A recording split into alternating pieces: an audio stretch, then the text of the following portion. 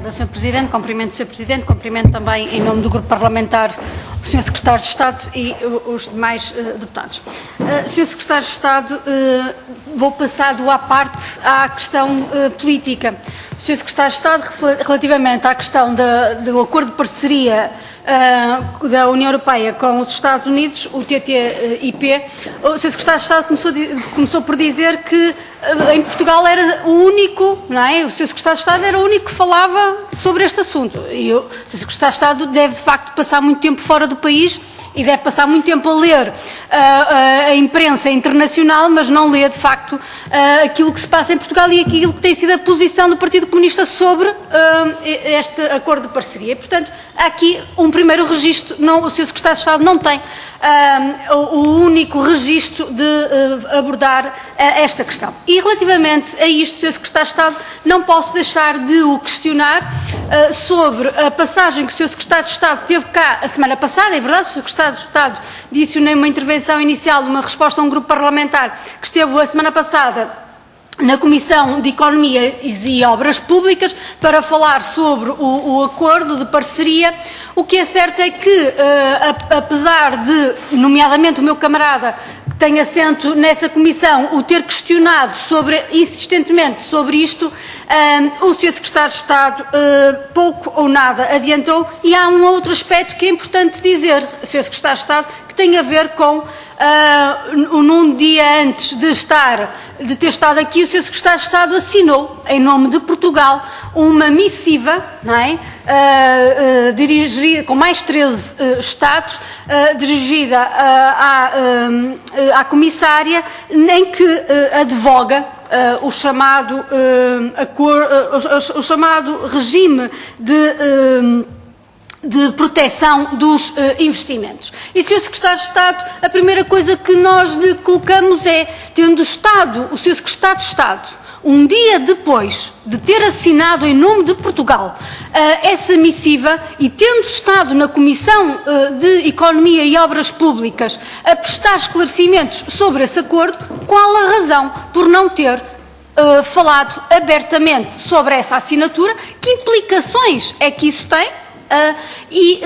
Termos os deputados, porque o Sr. Secretário de Estado recorda-lhe que uma das funções da Assembleia da República e dos deputados é a fiscalização da atividade do Governo. Portanto, o Sr. Secretário de Estado, os membros do Governo, vêm ao Parlamento prestar contas daquilo que estão a fazer e têm que dar respostas às perguntas que os deputados lhe fazem. E, portanto, a primeira questão era exatamente esta questão. Que explicações tem o Governo a dar-nos? Tem o Sr. Secretário de Estado, porque foi o Sr. Secretário de Estado que assinou a carta, sobre esta posição assumida com os outros 13 membros de governos de países europeus, reclamando o avanço e a consumação desse tal mecanismo de proteção ao investimento. Bem sabemos, e o Sr. Secretário de Estado sabe perfeitamente qual é a posição que o Partido Comunista tem sobre estas questões dos tribunais arbitrais e de qual tem sido a experiência portuguesa de quando vamos para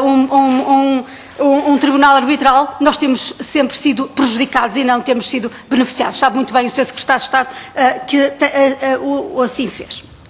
E, portanto, e que explicações tem o Sr. Secretário de Estado para ter omitido na audição, em sede da Comissão de Economia e Obras Públicas, esta assinatura?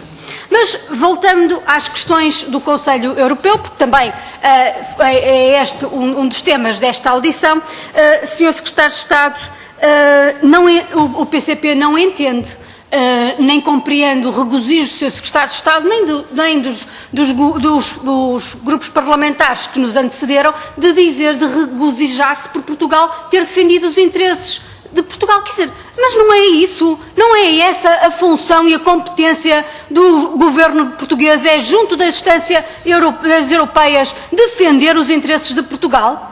Bem, sabemos que não tem sido esta a prática, sabemos disso. Sabemos que Portugal tem abdicado de defender os interesses nacionais nas instâncias europeias. E, portanto, permita-me que lhe diga que Portugal não fez mais do que a sua obrigação de defender os interesses nacionais, quer nesta matéria da energia, quer em outras matérias. E, portanto, esta questão de regozijar-se é que hoje também já ouvimos, nós vimos da audição do Ministro do Ambiente, da Energia e do Ordenamento do Território, também se regozijam disso. Quer dizer, não fazem mais do que a vossa obrigação.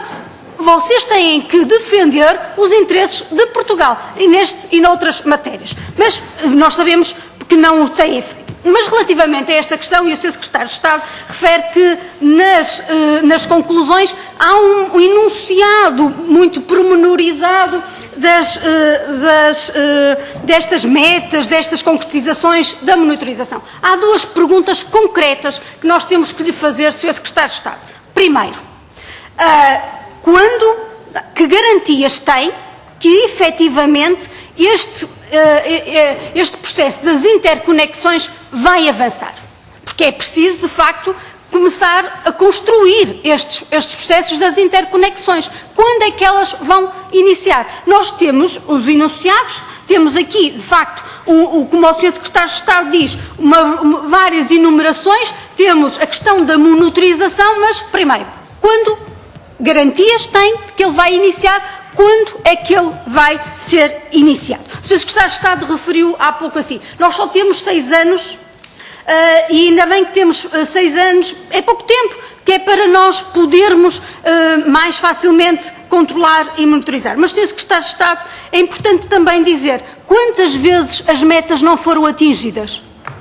Quantas vezes as metas não foram atingidas? Que garantias tem o governo português de que estas metas vão efetivamente ser cumpridas? Que o mercado vai ser efetivamente, que esta questão das interconexões vão efetivamente ser avançadas. E é porque, Sr. Secretário de Estado, nós não podemos ouvir falar da questão da importância da energia e do mercado da energia. Nós bem sabemos, e os portugueses bem sabem, o custo da energia, Sr. Secretário de Estado. Com esse aumento brutal que tem tido a energia em Portugal, os efeitos perniciosos que tem tido na economia e, nomeadamente, nas pequenas e médias empresas. Porque o Sr. Secretário de Estado bem deve saber qual é o impacto que este preço tem, os fatores de contexto e nos quais a energia é um dos fatores que maior peso tem levado, de facto, às dificuldades das empresas. Mas depois também não é só as questões das empresas, é as próprias famílias e os agregados familiares. O Sr. Secretário de Estado certamente não se importa muito sobre isso, mas sabe que há muitos lares portugueses que não têm energia porque não conseguem suportar os custos dessa energia. E, portanto, nós, de facto, achamos que é importante esta questão da energia, mas é importante que ela se concretize. Relativamente a mais 2 pontos... Sr. Deputado, só lhe chamava a atenção que eu só carreguei no botão depois de ir para aqui, já estavam 2 ou 3 minutos mais. Portanto, já vai quase com 10. Eu termino. Eu não sei se o Sr. Presidente viu que eu tive o cuidado de ver para Por isso mesmo estava a chamar a atenção para não acreditar totalmente naquele tempo. Muito obrigada, Sr. Presidente. Eu termino já, mas não posso deixar de aqui registar 2 questões. Por um lado, esta questão que temos vindo a assistir, esta valorização do discurso da nova Comissão e do novo ciclo que vai se abrir. Eu penso que nós estamos a tentar enganar os portugueses ou estamos a fazer de tolos, não é? Porque não há, efetivamente, um novo ciclo com política, primeiro com as mesmas caras. Mudaram algumas, mas as caras, uma grande parte das caras permanecem. E depois com aquilo que está sustentado, onde é que estão sustentados e de que famílias políticas é que são. E que políticas defendem, Sr. Secretário de Estado? Sr. Deputado, não é a questão da democracia, como sabe, tem a ver com aquilo que tem sido a política seguida da União Europeia no que toca às questões económicas. O Sr. Secretário de Estado fala muito da questão do investimento público. Estamos em plena discussão do Orçamento de Estado, senhor, e mesmo para terminar, estamos mesmo em plena discussão do Orçamento de Estado e veja-se a quebra brutal que o investimento público tem tido em Portugal ao longo destes anos e, nomeadamente, no Orçamento de Estado para 2015. E, portanto, não há está, de facto, com a política que tem sido seguida na União Europeia, com os instrumentos orçamentais, nomeadamente com o Tratado Orçamental e com os outros instrumentos que estão associados, não há, de facto, crescimento económico. Só outra política, mas uma política verdadeiramente que rompa com esta política neoliberal é que permitirá, de facto, o crescimento e o desenvolvimento do país e da Europa. Sr. Secretário de Estado, vem ao Parlamento responder às perguntas dos deputados e não fazer perguntas aos deputados. É este o regimento da Assembleia da República. Compete aos deputados fiscalizarem a atividade do Governo. O povo, os eleitores, esses sim fiscalizam a atividade dos deputados. E, portanto, o Sr. Secretário de Estado não venha com a retórica de nos fazer perguntas, porque o Sr. Secretário de Estado, primeiro, parece desconhecer o funcionamento da Assembleia da República. A Assembleia da República funciona por comissões, não estão os deputados todos nas comissões. Fazemos um acompanhamento, e certamente o Sr. Secretário de Estado não sabe, mas também aproveito para lhe dar mais um ensinamento sobre o funcionamento do Grupo Parlamentar do Partido Comunista Português. É que nós temos um funcionamento coletivo, temos uma discussão coletiva em que são tratadas as questões das outras, com a interconectividade, essa sim no nosso grupo parlamentar existe. E, portanto, Sr. Secretário de Estado, registro que o Sr. Secretário de Estado, para fugir a uma questão que efetivamente nós lhe vínhamos aqui colocar uma questão concreta, que é, esteve 1h30 a falar sobre o acordo de parceria, mas de facto não disse aos deputados, não disse à Assembleia da República que tinha, em nome do Estado português, assinado uma carta com mais 13 membros de governos europeus. E foi essa a questão que lhe colocamos, Sr. Secretário de Estado, qual a razão por o Sr. Secretário de Estado ter estado, como disse, 1h30 a falar sobre o acordo da parceria, porque é que não o fez? Não o disse. Porque é que omitiu a assinatura da carta? E, portanto, foi essa a questão que lhe colocamos. Dizer, a carta era pública.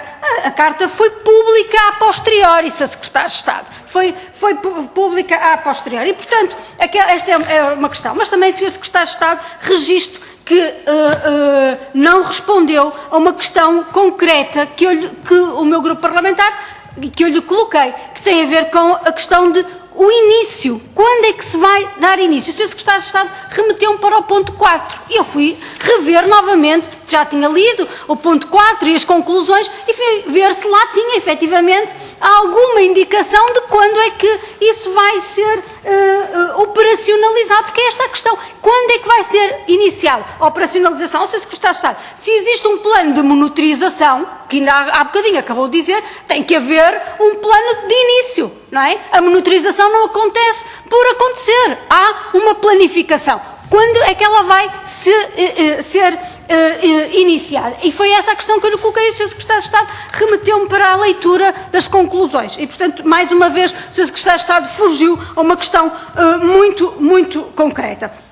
E relativamente à questão do investimento, o Sr. Secretário de Estado também, mais uma vez, não respondeu, porque o Sr. Secretário fala teoricamente da importância do investimento público, mas depois, na prática, quando o confrontei com aquilo que têm sido as opções, e nomeadamente a opção deste Governo no que toca ao investimento público no Orçamento do Estado para 2015, o Sr. Secretário de Estado omitiu, fugiu, não respondeu. E, portanto, e volto-lhe a colocar a questão. Onde é que está, de facto, esta política de investimento público que o Sr. Secretário de Estado ainda há bocadinho defendeu? É que nós olhamos para o Orçamento do Estado e para todos os ministérios e o investimento público ou é nulo ou é manifestamente insuficiente para promover, de facto, o crescimento. Porque o país precisa de crescimento, mas não é com esta política que vai lá com o crescimento, Sr. Secretário.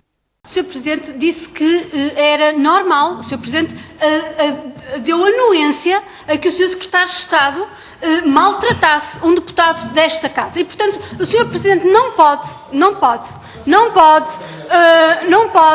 permitir isso. E, portanto, para uma boa condução dos trabalhos, o Sr. Secretário de Estado tem que respeitar os deputados. E nesta audição, o Sr. Secretário de Estado desrespeitou, inclusive, a mim própria e os deputados do Grupo Parlamentar do Partido Comunista Português. E, portanto, aquilo que o Sr. Presidente deveria chamar a atenção, e aquilo que eu venho agora dizer, o Sr. Presidente devia chamar a atenção ao Sr. Secretário de Estado, porque essas não são as regras do funcionamento da Assembleia da República e muito menos desta Comissão.